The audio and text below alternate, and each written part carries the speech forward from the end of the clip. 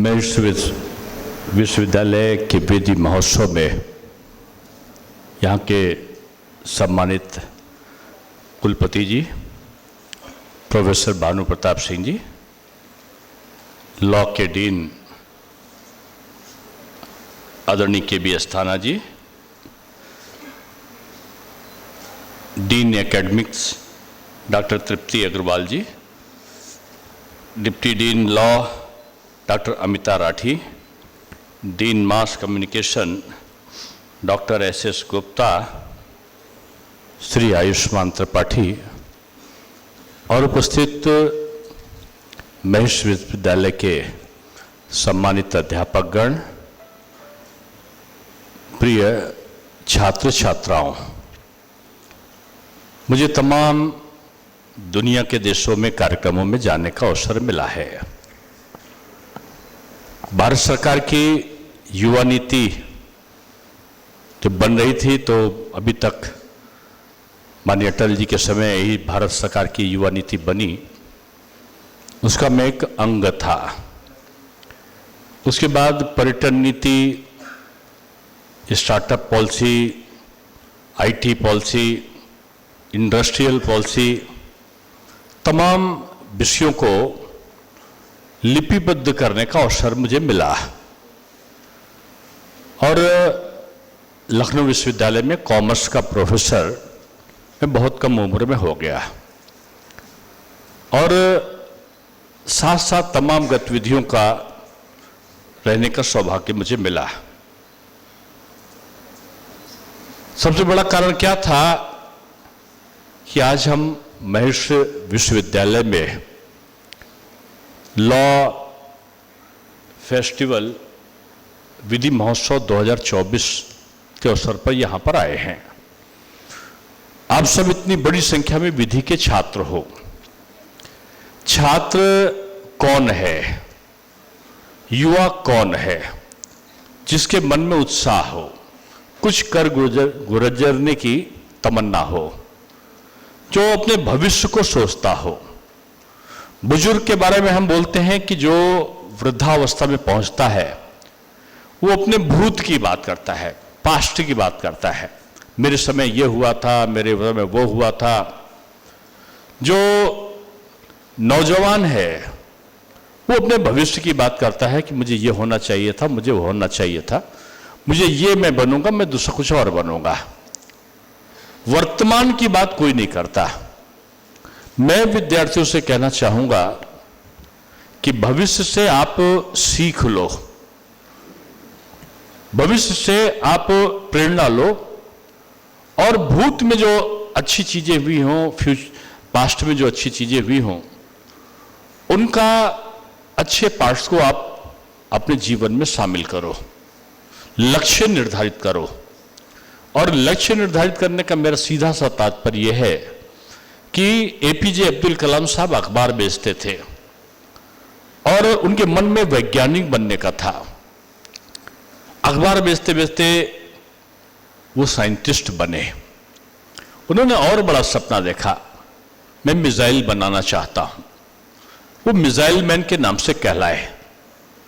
देश में हम बहुत कुछ करना चाहते हैं, मन की उनकी इच्छा थी और देश के राष्ट्रपति बने। मैं जो बताना चाहता हूं आप सबको वो यही कि छोटा सपना मत देखो, बड़ा सपना देखो और उस सपने को देखने के पीछे आपके मन में बेचैनी हो। जब तक उस सपने को आप पूरा न कर लो तब तक उसके पीछे भागते रहो। आपकी सफलता का राज यही होगा। मुझे खुशी है कि लॉ फैकल्टी के द्वारा महेश योगी जी का तो पूरी दुनिया में उनके अनुयायी आज पूरी दुनिया में है। उनके लेक्चर्स के तमाम ग्रंथ लिखे गए हैं, तमाम विश्लेषण हो सकते हैं, घंटों उनके बारे में व्याख्यान हो सकते हैं, पक्ष और विपक्ष में भी बातें हो सकती हैं। लेकिन शिक्षा की क्षेत्र में आमूलचूल परिवर्तन शायद आज की सबसे बड़ी उपलब्धि के रूप में हम देखते हैं। हम लोग संस्कृत में एक वाक्य हम लोग पढ़ते थे कि साहित्य संगीत कला विहीना साक्षात पशु पक्ष विसाड़हीना। बगैर पूछ के जानवर की तरह है। हम इस विश्वविद्यालय में आए तो हमने स्वस्ति वाचन भी देखा, गुरु की पूजा भी देखी। और गुरु एक ऐसा माध्यम है जो जीवन को श्रेष्ठ बनाने में हमारा सहयोगी बनता है। आप सब लोग लॉ के स्टूडेंट, विधि के विद्यार्थी बनने जा रहे हो, आगे वकील बनकर, आगे जज बनकर। उसके संदर्भ में तमाम बारीकियों से आपको अवगत कराया जाएगा। लेकिन जो मूल बात जो मैं बताना चाहता हूं, आप में इंथुजियाज्म, उत्साह होना चाहिए, सेल्फ डिटर्मिनेशन, आप आत्म एक संयम, आत्म निश्चय, कोई डिसीजन एंड एक्शन, तुरंत निर्णय और निर्णय के अनुसार कार्रवाई। ये जो टिप्स है 3-4, ये आपके जीवन में आपको श्रेष्ठता के मापदंडों पर खरा उतारते हैं। मैं कई जगह गया हूं, कई सिस्टम्स को मैंने देखा है, लेकिन लोग भारत का अनुसरण करते हैं। मैं भी जब डिप्टी चीफ मिनिस्टर था तो अमेरिका का एक डेलीगेशन आया था। मेरा भारतीय संस्कृत हिंदू दर्शन पर अमेरिका के कुछ विश्वविद्यालयों में, मैसाचुसेट्स में और कई जगह पे मेरे लेक्चर्स हुए थे। वहां पर एक रिसर्च चल रहा था और रिसर्च का मूल विषय यही था कि बच्चों में कैसे संस्कार डाले जाए, बच्चे कैसे जो गलत रास्ते पे जा रहे हैं उनसे रोका जाए। मैंने उनके प्रोफेसर से पूछा कि आखिर इसमें निकला क्या। उन्होंने कहा, साहब भारत जो वर्षों से करता आ रहा है वो अमेरिका आज शोध में निकाल रहा है। उसने कहा बच्चा पैदा होता है तो उसको दादा दादी नाना नानी के साथ में रखो। मैंने कहा अमेरिकन अब सोच रहे हमारे वो तो परंपरा थी। क्यों? बोले कि बच्चे में बचपन में जिज्ञासा होती है कि ये क्या है, ये चूहा है बेटा, चूहा क्या करता है, चूहा गणेश जी की सवारी है। ये क्या है, ये बिल्ली है, ये क्या है, ये चंद्रमा है, चंद्रमा क्या है।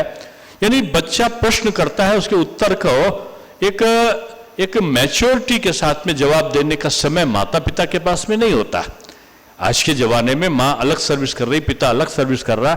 जो अपना अनुभव होता है, जो बूढ़े माता पिता हैं, वो सारा अनुभव उस बच्चे पर बचपन से संस्कार डालने की प्रवृत्ति को लाते हैं। ये भारत की परंपरा थी और वो टूटी। उसी तरीके से ये विधि के क्षेत्र में मैं जो कहना चाहता था कि न्याय की व्यवस्था हमारे वहां, लोग आज भी कहते विक्रमादित्य का न्याय, न्याय राजा रामचंद्र जी का न्याय, लोग मुगल शासन में भी कहते हैं जहांगीर का न्याय। यानी न्याय व्यवस्था समय के अनुसार परिवर्तित हुई है, लेकिन भारत की जो न्याय व्यवस्था थी वो श्रेष्ठता के भाव में पूरे दुनिया में उसका नाम था। अब हम लोग आज के जमाने में एक संघर्ष का समय है। काला कोट यानी वकील की ड्रेस, एक समय गांधी जी भी बैरिस्टर बनकर गए थे, अंबेडकर जी भी बैरिस्टर बनने लंदन गए थे। आज मुझे खुशी है कि तमाम लोग हिंदुस्तान में आ रहे हैं और हिंदुस्तान से पढ़कर तब विदेशों में जा रहे हैं। पहले वहां हमारे पास साधन नहीं थे, इसलिए हम जो उच्च शिक्षा के लिए विदेशों में जाते थे। मैंने भी उस प्रोफेसर साहब से मैंने प्रश्न किया। मैंने कहा डॉक्टर साहब जो अमेरिका से आए थे, संभवतः हार्वर्ड यूनिवर्सिटी के प्रोफेसर थे, वो प्रोफेसर बलराम, तो वो इंडियन थे, वो चले गए थे 50 साल पहले और वहां प्रोफेसर हो गए थे।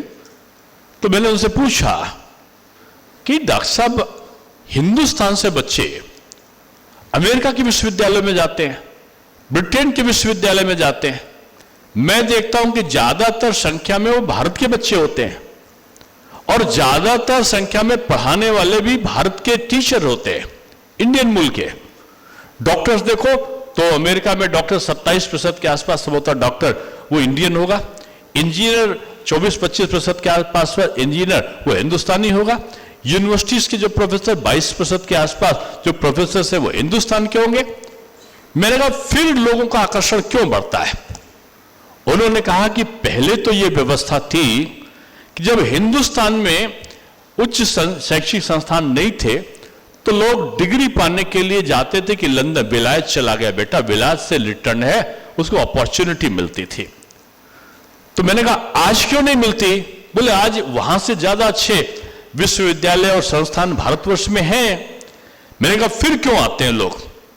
तो उन्होंने मुझे हंसी में एक चीज कही, मेरा किसी पे कटाक्ष नहीं है। उन्होंने कहा कि जो बच्चे जैसे इंजीनियरिंग में बैठे, एमबीए में बैठे, आईएम में बैठने के लिए चले गए, जो डॉक्टरी में सीपीएमटी में बैठे और सेलेक्ट नहीं हुए, वो तुरंत अमेरिका और ब्रिटेन की वेबसाइट पर देखते हैं, डोनेशन देख के वहां पर सेलेक्ट हो जाते हैं। मैंने कहा फिर टीचर? बोले साहब, अब वो अपने उदाहरण देने लगे। मैं जो शिक्षक को चयन का कंपटीशन था, उन्होंने सेकेंडरी एजुकेशन का बताया, उसमें मैं सेलेक्ट नहीं हुआ। फिर हायर एजुकेशन यूपी के टीचर सिलेक्शन में बैठा, उसमें भी सेलेक्ट नहीं हुआ। फिर क्या किया? फिर मैंने 4 यूनिवर्सिटीज को अमेरिका की भरा, उसमें से 3 में मेरा ऑनलाइन सिलेक्शन हो गया और मैं आ गया। तो मैंने उनसे कहा कि डॉक्टर साहब, इसका मतलब एक ही निकला कि जो भारत का जो रिजेक्टेड स्टूडेंट है और जो भारत का रिजेक्टेड जो टीचर है, वो अमेरिका का सेलेक्टेड टीचर और सेलेक्टेड स्टूडेंट बन जाता है। इसलिए मैं आपको जो कहना चाहता हूं कि जिसके ख्वाब है मन में कि मैं वहां जाऊंगा तो मुझे ये दिखेगा, वहां जाऊंगा तो मुझे दिखेगा, निश्चित रूप में एक विजन बदलता है। लेकिन पठन पाठन के मामले में आज भी मैं कह सकता हूं, दावे के साथ कह सकता हूं, अभी ऑस्ट्रेलिया के राजदूत में डिप्टी सीएम था, मुझसे मिलने आए थे और आपको जानकर ताजुब होगा कि कोरोना के समय मैंने जो लेक्चर्स थे हिंदुस्तान के अच्छे टीचर्स, लोगों ने कहा कि सेशन को 0 कर दो। मैंने कहा नहीं, मैं ऑनलाइन टीचिंग कराऊंगा और बगैर ट्रेनिंग के। हमारे हिंदुस्तान के बच्चों को देखो, हिंदुस्तान के टीचर को देखो, उन्होंने तुरंत मोबाइल बाबा को निकाला और मोबाइल के द्वारा ऑनलाइन टीचिंग शुरू हो गई। और ऑनलाइन टीचर के बाद मैंने सेकंड स्टेप कहा कि टीचर नहीं आ पा रहा है तो उससे कहो जो वो पढ़ाता है कक्षा में अपने अच्छे से लेक्चर को 45 मिनट का लेक्चर को अपलोड करे। और मैंने एक डिजिटल लाइब्रेरी को उत्तर प्रदेश सरकार की उसको बनाया। 78,000 लेक्चर उसमें अपलोड हुए डिजिटल लाइब्रेरी में यूपी के, और इतने हाई स्टैंडर्ड लेक्चर थे।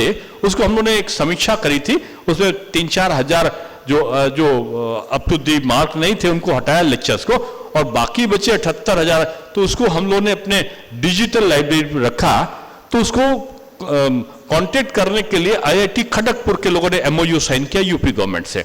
ऑस्ट्रेलिया जो दुनिया में सबसे अच्छी पढ़ाई के लिए विख्यात है, वहां का राजदूत आया उत्तर प्रदेश से, वो डिजिटल लाइब्रेरी के लिए एमओयू साइन करने के लिए, और ये कहने कि ऑस्ट्रेलिया का कैंपस मैं आपके यूपी में खोलना चाहता हूं और यूपी के कुछ लोग हमारे वहां पर विजिट करके विजिटिंग प्रोफेसर के रूप में आ जाएं, जिसे मेरे वहां पढ़ा सके। मैं जो कहना चाहता हूं कि मोदी जी के इन 10 सालों में भारत की दशा और दिशा दोनों बदली है, और हर क्षेत्र में, चाहे इंजीनियरिंग का हो, चाहे मैनेजमेंट का हो, चाहे आपका लॉ का टीचिंग का हो, आपके जो एक्सपर्टीज हैं वो पूरी दुनिया में भारत का नाम रोशन कर रहे हैं। इसलिए आज बदलता हुआ समय है। मैं बच्चों से कहूंगा आप प्रैक्टिकल बनो। आपको जैसे बहस चलती है, CAA आया, ये कंट्रोवर्शियल विषय था, अब पता चला यहीं पे मुटकुट यहीं पर लग जाए, एक पक्ष में और विपक्ष में बोलने वाले खड़े हो जाए। अभी आया वक्फ बोर्ड का आया, मैं कंट्रोवर्सी में जाने के नहीं कहता हूं, इससे लाभ क्या है और इसकी पक्ष और विपक्ष क्या है। आप जो बोलोगे एक विधि के साथ, जो कानून क्या कहता है, कानून की जो अधिकार है वो क्या कहते हैं, जब बच्चों में बहस का मुद्दा बनेगा। आप जो सुप्रीम कोर्ट के निर्णय आते हैं, जैसे तलाक के संबंध में निर्णय आया, या मान लें आपको सबको समान शिक्षा के संदर्भ में निर्णय आया, या मान लो कॉमन जेंडर को अधिकार, शिक्षा का अधिकार के संबंध में निर्णय आया, या साहबानों का निर्णय आया। आप उन विषयों को रखो और एक तरफ पक्ष बैठे, एक तरफ विपक्ष बैठे, बीच में जज साहब, बच्चे के बीच कहीं व्यक्ति जज हो, उनके दोनों तरफ के लोग हों, और जैसे जजमेंट दिया जाता है उसी तरीके से जजमेंट को लिखने का प्रैक्टिस हो।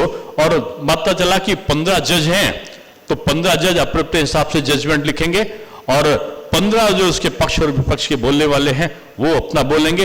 यानी आपको प्रैक्टिकल नॉलेज होना चाहिए। केवल काला कोट, आज काला कोट को लोग सम्मान की दृष्टि से और विश्वास की दृष्टि से देखते हैं, वो सोचते हैं कि हमको न्याय दिलाने की व्यवस्था इस ज्ञान के माध्यम से होगा। कभी कभी इनका प्रशिक्षण, मैं जो बोल रहा हूं, ये नव निर्मित अधिवक्ताओं का प्रशिक्षण, ये एक आवश्यकता है कि बड़े रिटायर्ड जजेस को बुलाइए, बड़े अधिवक्ता को बुलाइए जिसने बहुत बहस की हो, उनको बुलाइए और उनके बीच में एक ऐसा प्रश्न उत्तरी का समय रखिए। जैसे आप लोग मेरी वन साइडेड आप लेक्चर सुन रहे हो, वो यहां पर खड़े हो और आप उनसे क्वेश्चन करो, और क्वेश्चन करके उनसे जो आपके मन में विभिन्न प्रकार के जो कंफ्यूजन्स थे उनका डिस्कशन हो। ये मूट कोर्ट का भी मतलब जो आपने जजेस की जजमेंट लिखने की राइटिंग का कार्यक्रम किया है, ये निश्चित रूप में आप को एक प्रैक्टिकल लाइफ में आपको ये लाभ देगा। और मैं समझता हूं कि टीचर इसके जानकार आपके पास हैं, ऐसा मुझे लगता है।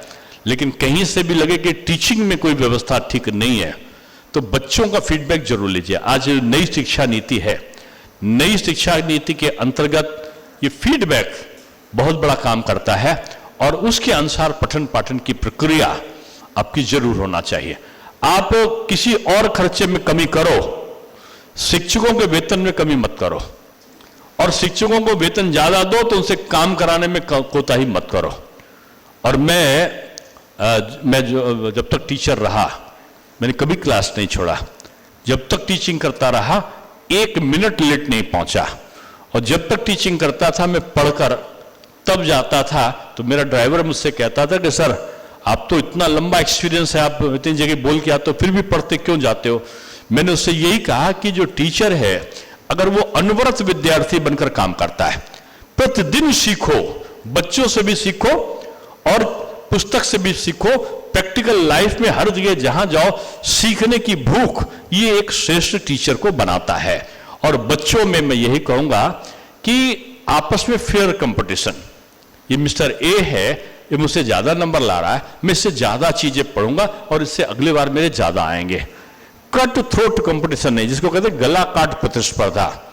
गला काट प्रतिस्पर्धा में क्या है, एक मेरे साथ पढ़ता था तो मेरे नंबर बहुत ज्यादा आते थे, उसके नंबर कम आते थे। एक दिन पूरा मेरा नोट्स ही उठा ले गया वो। अब पता चला कि मैं पढ़ूंगा कहीं, कट थ्रोट कंपटीशन, मैं पढ़ूं ना पढ़ूं लेकिन दूसरे के नंबर नहीं आने चाहिए। ये प्रतियोगिता नहीं हो। आप एक अच्छे वकील बनेंगे तो आपका सामाजिक दृष्टिकोण आपका सही होना चाहिए।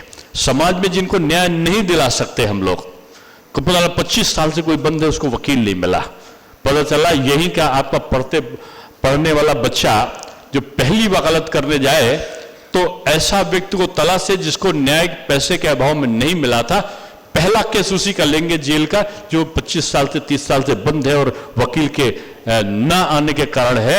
यानी समाज में रहकर एक ना एक ऐसा काम करो जो पूरी दुनिया के लिए मिसाल बने। और आपको मैं बताऊं, संविधान का अध्ययन जरूर करो। संविधान को पढ़ने के बाद आप अपने जो राइटर्स हैं उनका अध्ययन करो, और आने वाले जो हाई कोर्ट के जजमेंट्स हैं और सुप्रीम कोर्ट के लेटेस्ट जो जजमेंट्स हैं उनका इंटरप्रिटेशन हमको कैसे करना है, उनको हमको अपने शब्दों में परिभाषित कैसे करना है, वो आप अपने कोर्स के साथ में जरूर देखो। और मुझे पूरा विश्वास है महेश योगी जी ने पूरे विश्व को दिशा दी है, और उनका नाम पर जो विश्वविद्यालय चल रहा है निश्चित रूप से अपने अनुशासन के लिए, अपने अध्ययन और अध्यापन के लिए और अपने प्लेसमेंट के लिए आप एक प्लेसमेंट जरूर खोलो। आपके वहां होगा वैसे प्लेसमेंट सेल होगा, आपके बच्चे पढ़ते पढ़ते जॉब पाएंगे। और बच्चों से कहूंगा कि वकील बनने का सपना तो आपने देखा होगा, एडवोकेट का, लेकिन आपने इसके आगे आप जो सीजीएम बनना है, हमको जज के कंपटीशन को पास करना है, न्यायिक व्यवस्था सेवक से जुड़ना है, उनके लिए भी आपको तैयारी करना होगा। आप सब लोग आए हो और मैं समझता हूं कि काफी देर से आपके कार्यक्रम चल रहे होंगे। बच्चों का नाटक का कार्यक्रम तय था, लेकिन सुबह से मेरे इतने दिल्ली में कार्यक्रम, फिर पुरानी दिल्ली में कार्यक्रम, फिर इधर से, और भी फिर मुझे नोएडा में 3 कार्यक्रम करने हैं, तो एक कार्यक्रम में लेट हो चुका है। तो दूसरे में लेट ना हो इसलिए मैं बीच में जा रहा हूँ। मैंने कहा है डीन साहब को कि जो बच्चे नाटक करेंगे उनका मैं वीडियो जरूर देखूंगा, शेयर आप ट्वीट करिएगा उसे, और ट्वीट को मैं रीट्वीट करूंगा और उससे मैं प्रेरणा लूँगा। आप एक उत्साही लोग हैं, एक जीवन का लक्ष्य तय करो और उस लक्ष्य के पीछे भागो, और आपको आगे बढ़ाने वाला कोई दूसरा नहीं हो, आप खुद से आगे बढ़ सकते हो, यही आपके अंदर की प्रेरणा है। और अब तो हिंदी में भी मैं अभी कुछ दिन पहले ही भारत सरकार की जो हिंदी संसदीय समिति है उसका चेयरमैन बना हूँ, और मैंने देखा है कि ये कंपलसरी हुआ है नई शिक्षा नीति में कि मेडिकल की परीक्षा है तो भी हिंदी में भी हो सकती है, इंजीनियरिंग की है तो भी हिंदी में हो सकती है, क्षेत्रीय भाषाओं में। उसी तरीके से लॉ का जो जजमेंट वगैरह आने की प्रावधान की तरफ हम लोग आगे बढ़ रहे हैं, वो भी अभी हिंदी में करने की तरफ हम लोग अंग्रेजी के साथ साथ हिंदी में भी उसको परिवर्तित करने की तरफ आगे बढ़ रहे हैं। मैं ये कह सकता हूँ कि आपकी अपनी भाषा है, लेकिन भाषा पर आपका अपना एक आधिपत्य आपको श्रेष्ठता के भाव में लाता है, और आप मन में एक निश्चय करके आगे चलो कि मुझे किस मुकाम पर पहुंचना है। मुकाम तय आपको करना है, दृढ़ता और संकल्प आपको लाना है। मैं आभारी हूं कि मैं कई बार मुझे महर्षि विश्वविद्यालय के लिए आमंत्रित किया गया था अजय श्रीवास्तव जी के द्वारा, और मिस्टर पंकज आया करते थे मेरे वहाँ। तो उनके लखनऊ जो कैंपस है उसमें तुम कुछ कठिनाइयाँ थीं जिनके समाधान के लिए जो यथासंभव था मैंने किया था, लेकिन मेरी एक इच्छा उनसे थी कि महर्षि जी ने इतना ज़्यादा सनातनी परंपराओं का व्याख्या करी है, उनको संजो कर आप अयोध्या में एक रामायण विश्वविद्यालय की स्थापना जरूर करो। ये नाम मैंने ही दिया था, मैंने कहा था आप कोई और यूनिवर्सिटी करोगे तो मैं पास नहीं करूंगा, अगर आप रामायण विश्वविद्यालय लाओगे तभी आपका पास होगा। तो मुझे खुशी है कि रामायण विश्वविद्यालय की संकल्पना जो रह गई थी वो आगे तेजी से बढ़ रही है। रामायण का मतलब नहीं है किसी को हिंदू बनाना है, रामायण का मतलब ये नहीं है किसी धर्म का प्रचार करना है। इसमें जो मर्यादा थी आपकी, जो एक हमारी सांस्कृतिक विरासत थी, उन पर दुनिया के दूसरे देश शोध कर रहे हैं। हम भारत के होते हुए हम दूसरी चीजों को ले रहे हैं, वो हम पर शोध कर रहे हैं। वो वृंदावन में हरे रामा हरे कृष्णा करने के लिए आ रहे हैं, हमारे यहाँ के योगी जाके अमेरिका में अलग शहर बसा रहे हैं।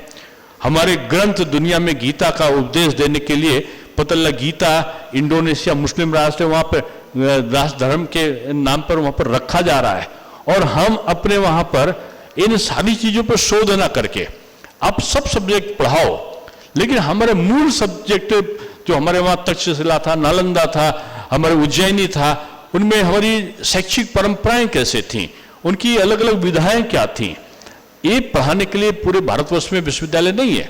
मेरे पास में दूसरे देशों के लोग आए थे कि मैं भारतीय जो सांस्कृतिक विरासत है, वेद है, उपनिषद है, पुराण है, उनके बारे में मैं विश्वविद्यालय खोलने आ रहा हूं। तो मैंने कहा कि मेरे देश के लोग कहां चले गए जो विदेशी आकर हमारे यहाँ पर खोलेंगे। तो मैंने महर्षि वालों से आग्रह किया था कि भैया आप लोग पास जमीन अयोध्या में है, आप उसका सदुपयोग करो, रामायण विश्वविद्यालय बनाओ, और रामायण विश्वविद्यालय के निकले हुए लोग पूरी दुनिया से आएंगे वहां पढ़ने के लिए। तो आज मुझे खुशी है कि आपने विभिन्न प्रकार के कोर्सेस के साथ आधुनिक शिक्षा हो, लेकिन आधुनिक शिक्षा में जो हमारी प्राचीन एक शिक्षा पद्धति थी जिसमें अंतरिक्षी खगोल शास्त्र भी था, जिसमें गणित के सारे सूत्र भी थे, जिसमें विज्ञान की जो विमानन की जो नीति थी कि विमान उस समय भी चल रहे थे, जो उसमें सूचना क्रांति आज हम कर रहे हैं उसमें तमाम वर्णन पहले से ही था। इन सारी चीजों को आधुनिकता के साथ जोड़कर नए पाठ्यक्रमों के साथ में आपका विश्वविद्यालय चले। आज का ये जो विधि महोत्सव है अपने उस गंतव्य तक पहुंचे जहां पर बच्चों को रोजगार मिले, बच्चों के द्वारा दूसरे लोगों को न्याय मिले, और एक समरसतापूर्ण समाज की स्थापना में भारत की न्यायिक व्यवस्था को सुदृढ़ करने में महर्षि योगी विश्वविद्यालय का योगदान सुनिश्चित हो सके। मेरा आपको धन्यवाद है।